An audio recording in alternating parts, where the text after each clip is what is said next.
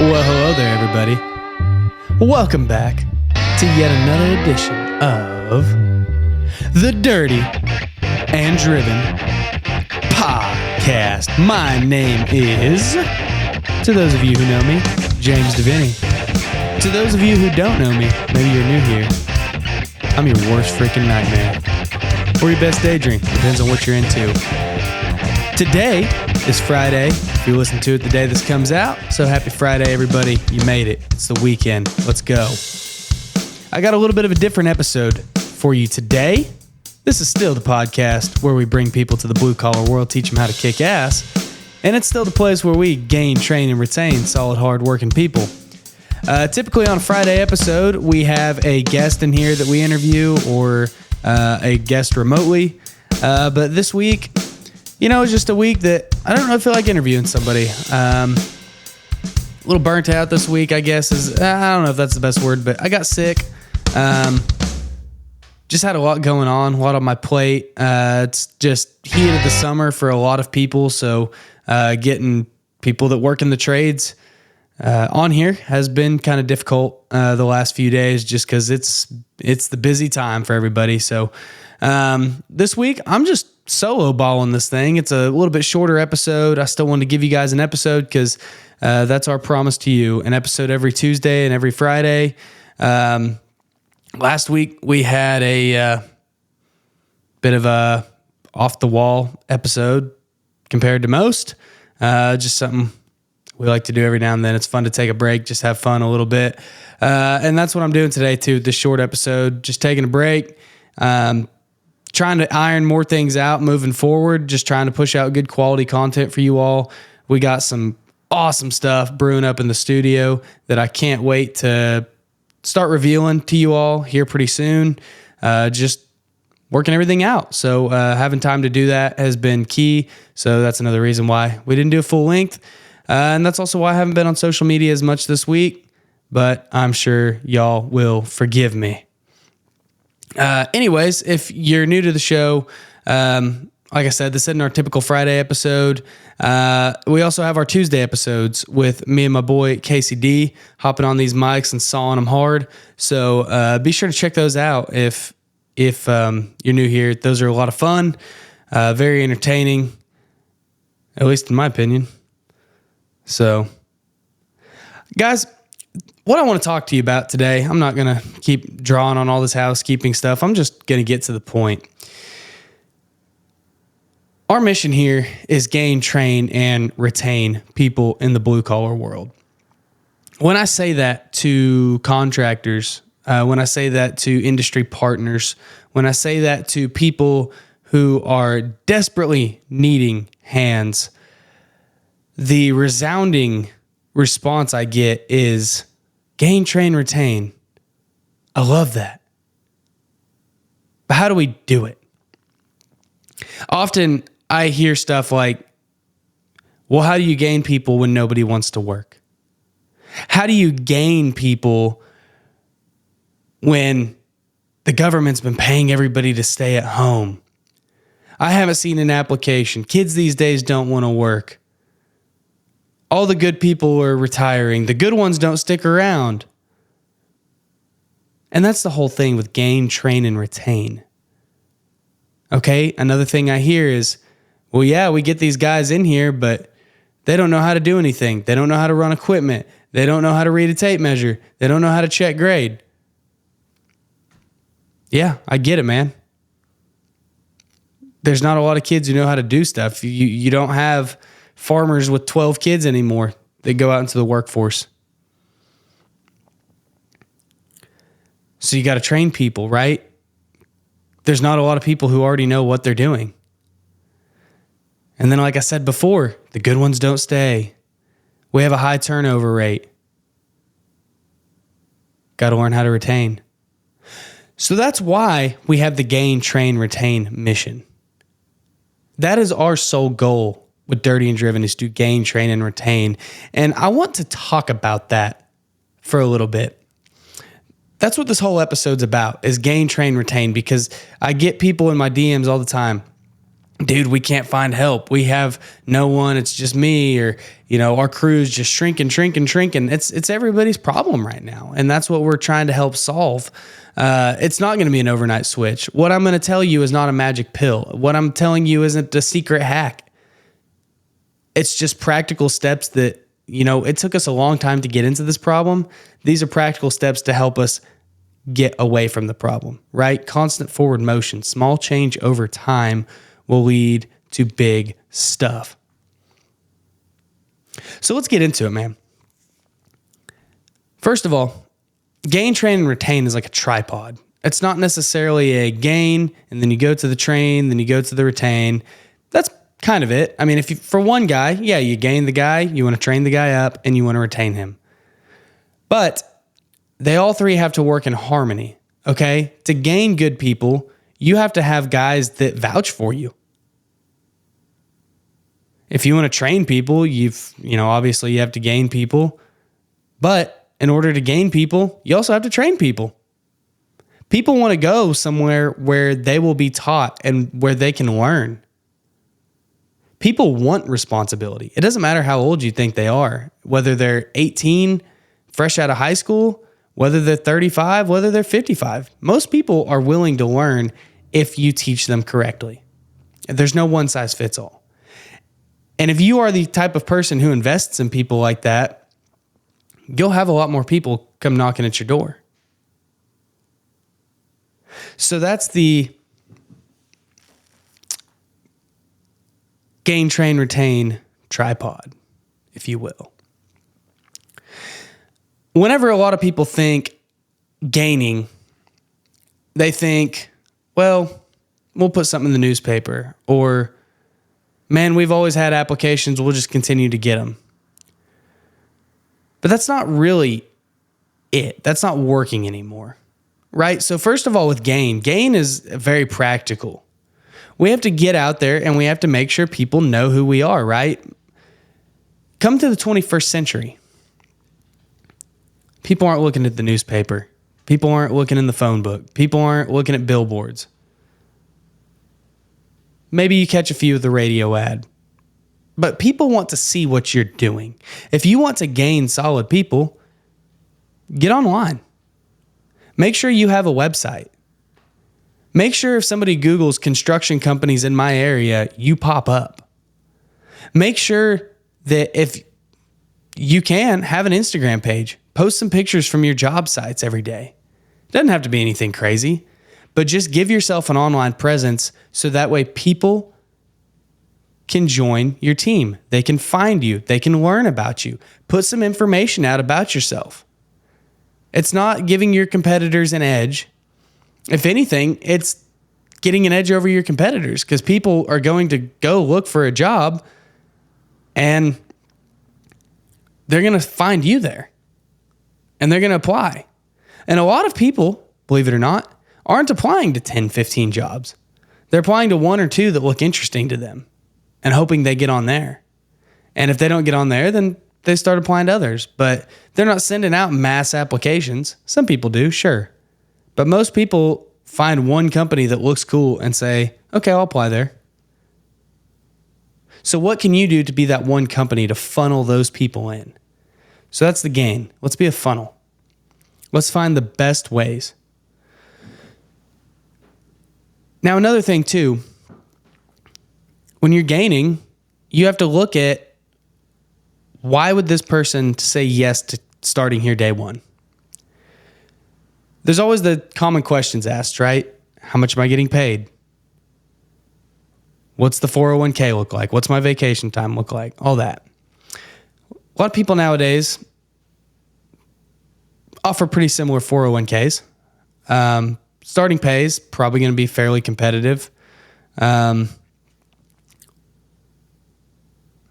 insurance, yeah, sure. Most companies offer that. You can talk about that stuff. You definitely need to mention it. An employee should certainly know what their benefits are going to look like. But you know what people really want to know? They want to know, how are you going to invest in me? They're not going to straight up tell you that. You're never going to hear a person say that. If you've ever interviewed an applicant and you say, what's your goal? What do you want to get out of working here? Most of them are just like, man, I just need a paycheck. I need a job. But whenever you say, why, and you keep pushing them, what's your why? Why do you want to work here? Why do you want this job? What do you want to do? What's your end goal? A lot of them will look at you and they're like, man, I really don't know. I guess I've never thought about it. No one's ever cared to ask. A lot of people have never been cared for in their lives, and they want to know subconsciously, are you going to care for me? Are you going to be here if something happens to me? Are you going to invest in me and take me from a little peon, first day on the job laborer to a badass operator if I'm willing to learn?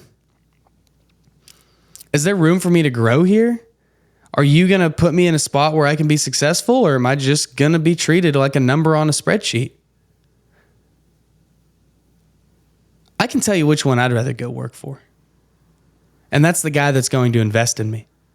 So keep that in mind whenever you're interviewing applicants. Make sure they know, hey man, we care about people here. Now, I'm not saying sugarcoat your shit either. I'm not saying beat around the bush. I'm not saying paint a picture that's not true. Tell them, hey, it's hot, it's dirty, it's nasty, it's sweaty. Here's what we do. Here's my expectations for you. Here's what you have to live up to. And if you can live up to these expectations, here's a plan for you. That's the kind of stuff you need to look for whenever you're gaining people. And you also need to make sure, am I gaining people because they mesh with my crew and because they will be a valuable asset to us? Or am I gaining people because I need bodies? And sometimes you just need bodies. But I'm going to tell you right now, if you go by that mentality of we just need hands, we just need bodies, you're going to zap your culture, man. You're going to zap your culture. You got to get people that want to work hard, want to be part of your team, and want to strive for more. But you have to set that expectation.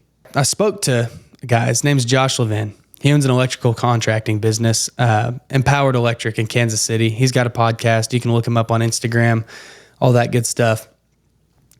Whenever I had a conversation with him, we briefly touched on the labor shortage. And he told me, he said, I don't see it. He said, I have more applications than I can hire of quality electricians because we have created a place that people want to work. And he has. They've got a lot of people. They do some cool jobs. And you know what he said?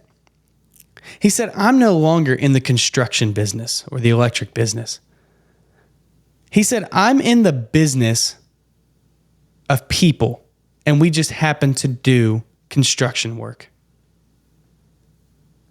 Think about that for a minute. You've got to be in the business for people. You have to treat these people well. You have to be in business for the guys and the girls who come in, they put their boots on, they put their jeans on, they put their hard hats on, and they get after it. You have to put your people over your profit. Look at more than just the bottom line. And if you do that, I promise you that bottom line is going to grow. Maybe not immediately. Might even shrink for a little while. But over time, you're going to gain quality people. And once again, why do we have to gain people? Man, if you can't gain good people, you're not going to be able to do your work. You got to have people. Now, what do we do once we get these people? Where do we go from there? What's the path? You sit here and you say, man, I get these people, but we don't have time to train. We don't have time to take a step back. I just got to get these people working now.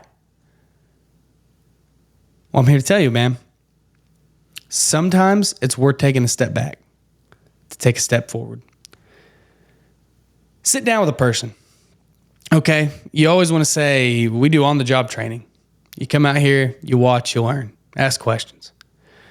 A lot of people don't like asking questions anymore. A lot of people, that is not how they learn, is just by simply watching and learning. Some will. Some will excel great at that. That's how I learn. Learned everything I know by just watching other people and learning. Some people need a little bit more than that. So how do we train somebody? Some people say, well, maybe I get a training program. Maybe I go and I buy, BuildWit's training program. It's really expensive. I can't afford that. It's several $1,000s a year. And I don't know how much it's going to help me, those little videos and stuff. Sure, that's an option. It's a good option, in my opinion. I think it's a great program. Some people say that's not enough, though. I mean, I still need hands-on, boots on the ground, digging in the dirt training, and we don't have anybody who can train. Well, first of all, you have to train your leaders on how to train. Okay? You got to train the trainer. Just because they're good at moving dirt, just because they're good at laying asphalt, just because they're good at pouring concrete, does not mean they are good at dealing with people. So we have to teach those people how to teach. Leaders are teachers. Okay, you as a leader have to be a teacher if you want to get the most out of your people. Now, really, training can be pretty simple too. You ask somebody, what's your end goal? Oh, I want to be an excavator operator. Okay. You've never had a day of experience in your life. You want to run an excavator. Okay, cool. Here's some step-by-step bullet points of things you need to be proficient at before I will let you hop in the excavator. And then once you get to that point, then here's another list of things you got to do before I can trust you to just go out and do it. We make a plan. We make a pathway. We start at point A, which is bare bones nothing. We teach them how to be a good laborer. We say, hey, we'll get you in that excavator, but it's going to take, a few months, a couple of years, however long you think it needs to take them. But you say you have to be proficient in these boxes here, these skills, and then we move on. And then we get you some time in the excavator on a low pressure situation. Let you learn this stuff. Then we'll take you over here. We'll let you do this. We'll let you do that. We'll get you through some skills tests. Make sure you can do it safely in a low pressure situation. Make sure you can do things well. And then, okay, now let's get you on some jobs. Start with some small ones and work our way up. You don't even have to take a step back when you do that. You give a guy essentially a Boy Scout handbook of excavating, and you say, here's what you got to do. Here's the requirements. Here's what I expect from you if you want to do this.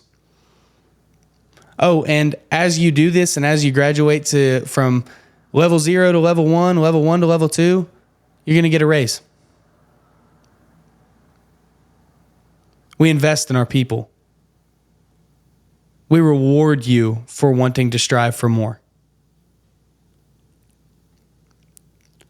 Now, we can go on a long rant about training. I could go and talk about training programs for hours on end. I'm going to pretty well leave that somewhere around there. If you want to talk more about training programs, shoot us an email. Our email's below in the description.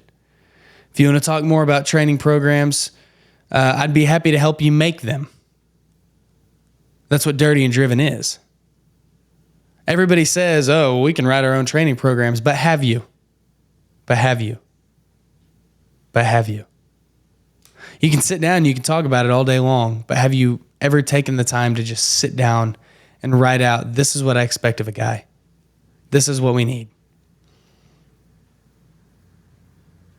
If you're interested, let us know. Be happy to help. Now let's talk about retain. All right, James, I spent all this time and all this money training a guy up. Now he's going to go work for another company. There's no loyalty anymore. Nobody wants to stick around. My last guy that I trained up, he left me to go work for someone else. Okay. I heard. But what are you really doing to take care of your people? Everybody wants to say we're a family company. We love our people. We take care of our people. Our people are our most important asset. But yet they treat them like shit. They come in late one day. Oh man, it's a write-up. They call in sick. Ah, dude, hey, you're going to have to bring a doctor's note back. I don't know if you're really sick or not.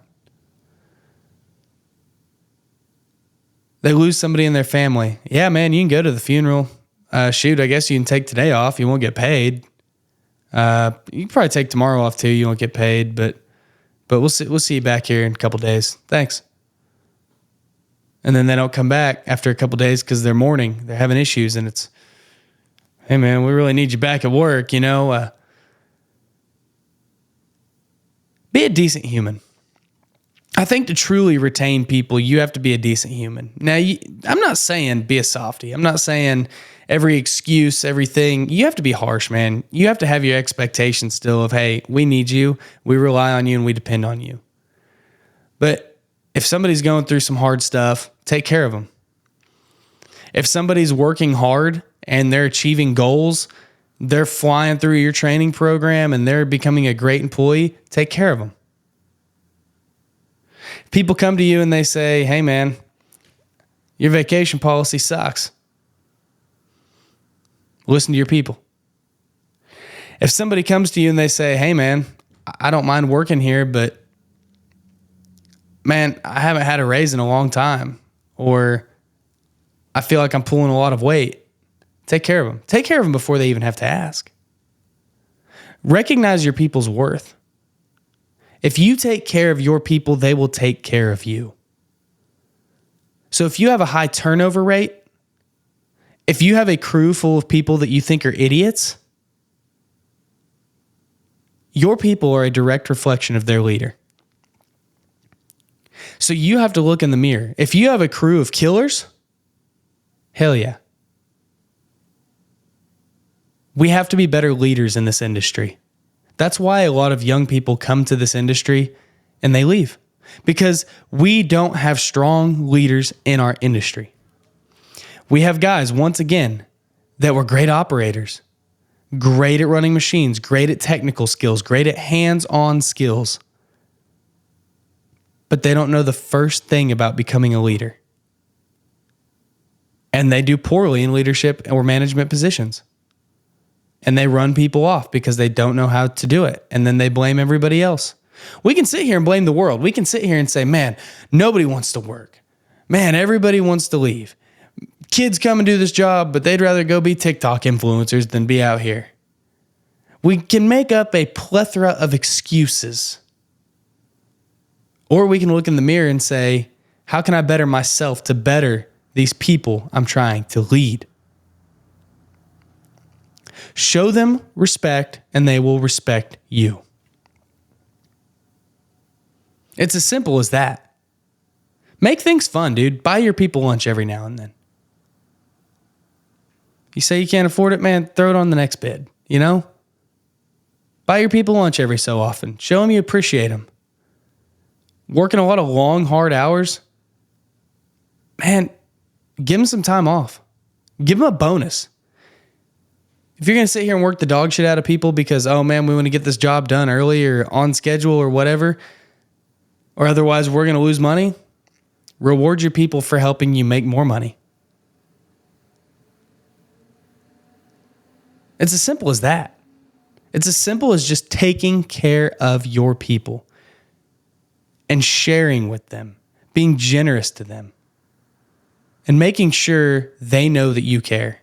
Because odds are, if you really care and you really pour into them and you really invest in them, they're not going to leave you. Even for more money, they're going to say, dude, I got it good here. And they're not even going to put themselves in a position to look for other places. They're going to say, this guy's got my back. The number one people leave their jobs is not money. It's not benefits. It's they hate their boss. Now stuff comes up. People move. They get hurt. Maybe it's just time for a change. Still happens. But you can have a lot lower turnover rate if you just care for and respect your people. It's as simple as that. You can still have fun. You can still laugh. You can still joke. In fact, that makes it better. Build a badass community and a badass culture. Build somewhere that people want to come to every day. We've all had that job that we roll out of bed and we go, fuck, my alarm just went off. I have to go into work now, and I hate this. I would not work here if I could feed my family other ways. And then some of us have had jobs where we go, another day, let's get after it. I'm happy to go. I love this job. I love what I do. Which company are you? Which leader are you? Even if you work for a big company, but you're a manager, you're in a position where you're leading people, you can make a difference solely by being a good leader. You might even be a peon labor hand, dude. You're still a leader. You can still influence those around you, and you can still make it better for everyone else. But man, to truly change a culture of a company or a crew, it starts at the top and works its way down. If you have a high turnover rate, like I said, it's time to look in the mirror and ask yourself, how can I be a better leader?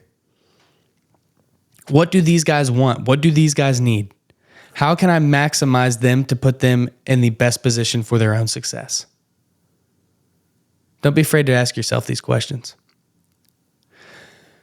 Guys, once again, this is just a nutshell. Gain, train, retain. Be a funnel, create a funnel, bring people in, market yourselves, have an online presence. Invest in your people, train them, get them up to speed, teach them, show them, put them in positions to where they can succeed. And then create a badass culture. Set up core values. Set up a mission statement. Get your people to buy into the mission. Live and die by those core values, man. Don't falter. Don't cheat them. Live and die by them. Hire and fire by them. That's what it's all about. Again, if you want help creating that culture, setting those core values, if you want help defining who you are, if you want help figuring out how to gain, train, and retain, give us a call, man. Shoot us an email. Connect with us on our website. We'd love to help you. Guys, we'll be back to our regularly scheduled programming. Come Tuesday, me and the boy, Casey D, will be in here. We got some good stuff coming for you guys down the pipe. Can't wait to share it. I love y'all. I appreciate all of you guys. This is a wonderful community. Dirty and Driven has helped me more than you could ever know, and I'm just trying to give back that value as much as I can. Remember, if you want a free sticker, hit us up, send us the word sticker. And if you like the show, consider sharing it. Send it to somebody who's struggling, somebody who says the same thing of, man, I just need help. We can't get enough people. Consider sending this to them. Let's get it out there. Let's help people. If you disagree with anything I said, let's talk about it. We're here. All right, guys. Enjoy your weekend. Have a great time. Be safe. Do something hard. And to quote Casey D, by God.